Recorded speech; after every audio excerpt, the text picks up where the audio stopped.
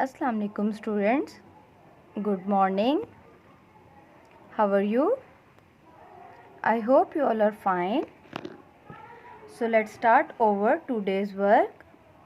Open your Urdu reading book.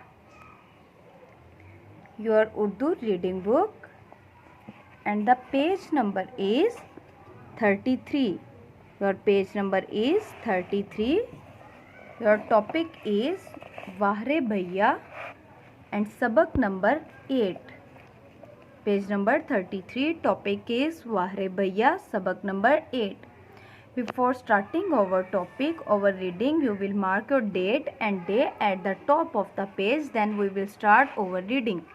Mark your date and day.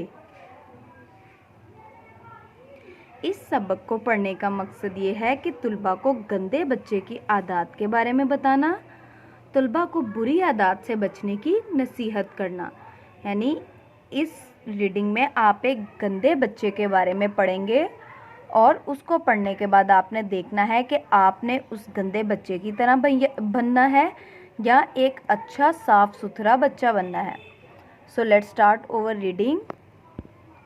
वाहरे भैया, ये हैं भैया नूर जमाल। ये नीचे उन्होंने एक पिक्चर भी दी हुई है आपको, इसके बारे में बात हो रही है।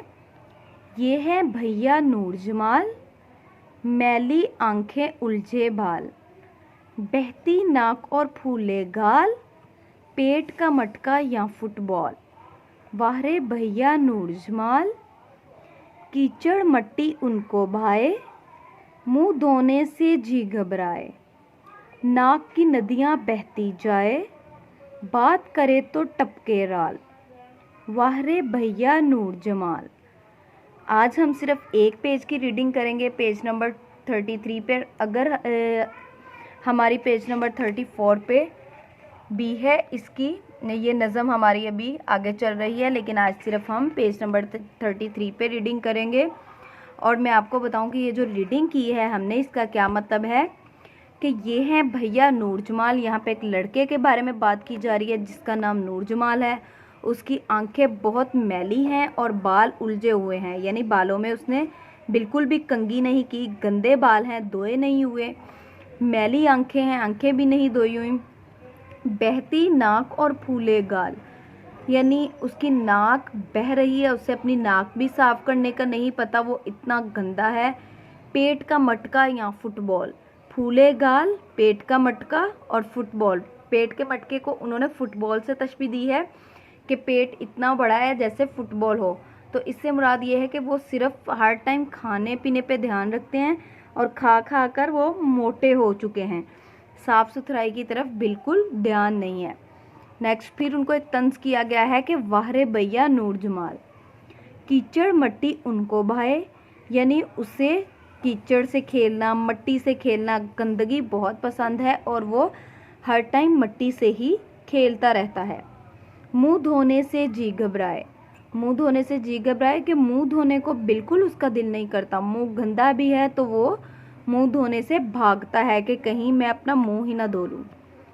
नाक की नदियाँ बहती जाए। नाक के में से, यानी वो बच्चा इतना गंदा है कि नाक में से उसकी नाक की नदियाँ बहती जाए से मुराद ये है कि नाक बाहर निकल रहा है, लेकिन उसको ना तो साफ़ करने का पता है ना ही अपना मुंह साफ़ करने का पता है।